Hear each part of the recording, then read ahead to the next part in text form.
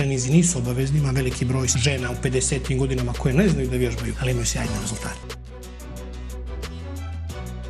Meni je tu posebno zanimljiv ovaj tvoj Simple Lifestyle program, jer ljudi kad se odluče, oni traže program, oni traže nešto, ali bježe od jednostavnih stvari. Tako. I onda vrlo često završavaju u nekim krajnostima. Tako je. Kako pomoći tim ljudima? Kakav je tvoj pristup u okviru tog tvog programa? Suština Simple Lifestyle programa je naravno promjena navika. Dakle, to nije samo program ishrane. Simple Lifestyle je naravno prvo program komunikacije. Svi moji klijenti imaju komunikaciju lično sa mnom. Veliki broj, 70% mojih klijenata koji su u mogućnosti dostavljaju mi analizu krvi. Ajde da mi vidio metaboličko zdravlje. Ajde da kažem da je 70% mojih klijenata su ljudi koji imaju recimo insulinsku rezistenciju. Makar to. Dakle, on podrazumijeva prvo promjenu navika strukturalno, koje se tiču promjena navika u ishrani. Dakle, hrana u programu je personalizovana, ne jedeš hranu koja ti ne odgovara i najbitnije, ne jedeš hranu koju ne voliš. Veliki broj dijeta danas je baziran da jedeš hranu koju ne voliš i to bude neukusna hrana. Ovdje se neke stvari personalizuju. Naravno, nema industrijske hrane, cijel koncept je baziran generalno na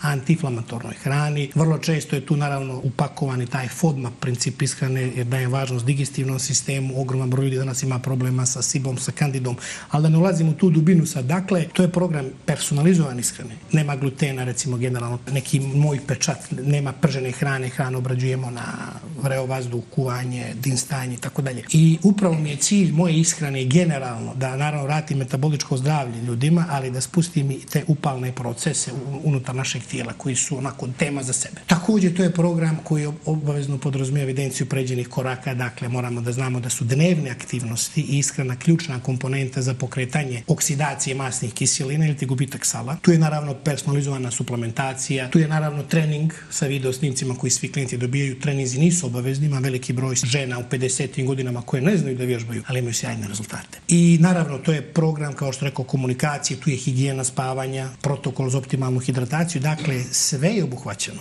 I naravno radimo, ne može svako sve da isprati, što je logično, kao i kod tebe kad neko dođe u teretanu, ne može sve da odradi, ali ajde da budemo bolji nego što smo bili.